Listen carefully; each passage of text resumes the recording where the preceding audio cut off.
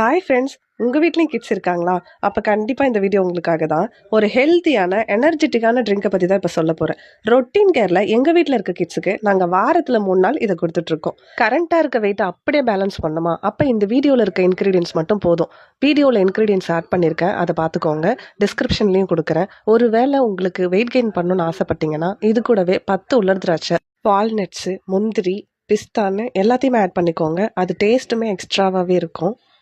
Mixie ஜாரில் எல்லாத்தையும் போட்டுட்டு ஒரு 10 நிமிஷம் நான் வெயிட் பண்ணுவேன். ஏன்னா அந்த பால் வந்து அந்த பழத்தோட மிங்கிள் ஆயிட்டு ஒரு ஒரு டேஸ்ட் கொடுக்கும் அப்படிங்கிறதுக்காக. கண்டிப்பாக இதை ட்ரை பண்ணி பாருங்கள். உங்களுக்கும் இது ரொம்பவே பிடிக்கும். ஹெல்த்தியாக இருங்க.